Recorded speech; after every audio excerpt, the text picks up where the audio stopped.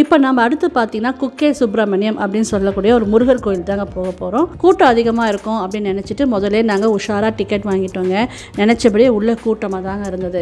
அது மட்டும் இல்லாமல் சீக்கிரம் சாமி கும்பிட்டு வந்தால் நிறைய வீடியோஸ் எடுத்து உங்களுக்கு காட்டலாம் அப்படின்றதுனால நாங்கள் ஸ்பெஷல் டிக்கெட் வாங்கிட்டு தான் போனோம். பையன் டிக்கெட் வாங்கிட்டு வரவரை நான் க்யூவில் நின்றுட்டு இருந்தேன்.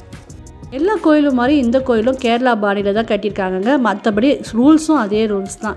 ஆண்கள் மேல் சட்டையும் பனியனும் இல்லாமல் தான் சுவாமி தரிசனம் பண்ணணும். இந்த கோயிலோட சிறப்பு என்னென்னு கேட்டிங்கன்னா, இங்கே இருக்க அந்த முருகரை வழிபட்டால் ராகுகேது தோஷம் விலகும்னு சொல்கிறாங்க. அதனாலும் என்னமோ இங்கே இருக்க முருகர் 5 தலை நாகத்தோடு தான் காட்சி கொடுக்குறாருங்க.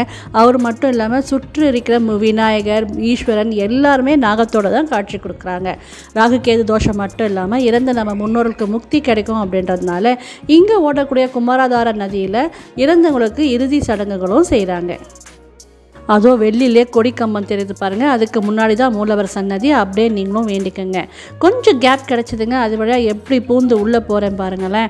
அடுத்த தரிசனத்துக்கு ரெடி ஆயாச்சு. கேப் கிடச்சா உள்ளே நுழைஞ்சிட வேண்டியது தான். 2வது தடவை தரிசனம் பண்ண போகிறோம் சந்தோஷம் ஒரு பக்கம் இருந்தாலும் என் முகம் ஏன் அப்படி இருக்குன்னா, என் பையன் வீடியோ எடுத்துகிட்டு இருந்தாங்க. போதும்டா பயமாக இருக்குது வேணாம் சொன்னால் கூட கேட்காம வீடியோ எடுத்துகிட்டு இருந்தான். அதனால தான் என் முகம் ஒரு மாதிரி இருந்ததுங்க. இங்கே முருகப்பெருமான் பார்த்தீங்கன்னா குட்டியாக தான் இருக்கிறாருங்க. 6 முகத்தோட 12 கைகளோட காட்சி கொடுக்குறாரு. உத்து பார்த்தா தான் நம்மளால் முருகப்பெருமானை பார்க்க முடியும். மற்றபடி நாகம் தான் நல்லா தெரியுதுங்க.